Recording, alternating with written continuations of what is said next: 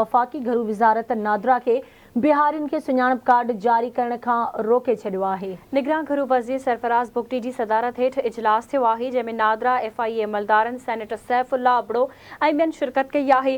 गुज़िरियल ॾींहुं आग़ा रफ़ीउल्ला बिहारियुनि खे सुञाणप कार्ड ॾियण बाबति सेनेट कमेटी में मामलो उथारियो हो। बिहारियुनि खे कार्ड ॾियण बाबति को बि कानून मौजूदु नाहे। वफ़ाक़ी घरू वज़ारत जो चवणु आहे त बिहारियुनि खे कार्ड जारी नथा करे सघजनि।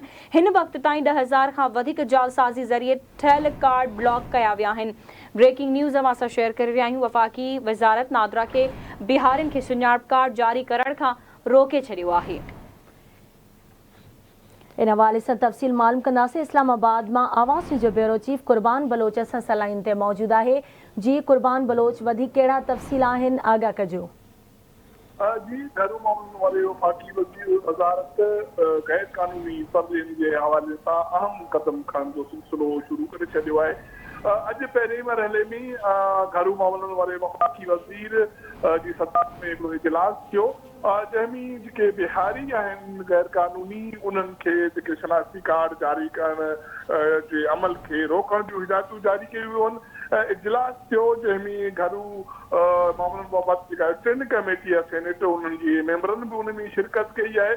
गुज़िरियल ॾींहुं इजलास जेको थियो स्टैंडिंग कमेटी जो इन साॻे आवाज़ जे हवाले सां, जंहिंमें पाकिस्तान पीपल्स पार्टी जे अॻूणे MNA आग़ा रशीदी बिहारियुनि खे कार्ड ॾियण जारी करण जो मुतालबो कयो हो।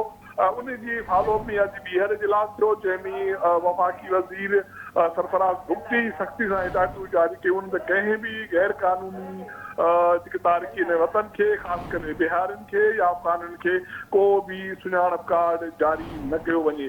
इन हवाले सां अॼु सरफराज़ बुगटी हिकिड़ी प्रेस कॉन्फ्रेंस बि कई आहे, जंहिंमें उन वाज़े कयो आहे त जेके परदेही गैर क़ानूनी पाकिस्तान में मौजूदु आहिनि, उनखे वापसी जेका डेडलाइन आहे उहा हिन महीने जी 31 अक्टूबर आहे। उन खां पोइ जेके गैर क़ानूनी परदेही आहिनि, उन्हनि जी जेके पाकिस्तान में मौजूदगी सूरत में उन्हनि ख़िलाफ़ सख़्त कार्रवाई कई वेंदी। जी ठीक है कुर्बान बलोच, तव्हांजी वॾी महिरबानी अपडेट करण लाइ। अहम ख़बर खां मां आगाह करे रहिया आहियूं। नाज़रीन, वफ़ाक़ी घरू वज़ारत नादरा के बिहारियुनि खे सुञाणप कार्ड जारी करण खां रोके छॾियो आहे। निगरान घरू वज़ीर सरफराज़ बुगटी जी सदारत हेठि इजलास में नादरा FIA अमलदारनि सेनेटर सैफुल्ला अबड़ो ऐं ॿियनि शिरकत कई। गुज़िरियल ॾींहुं आग़ा रफ़ीउल्ला बिहारियुनि खे सुञाणप कार्ड ॾियण बाबति सेनेट कमेटी में मामिलो उथारियो हो।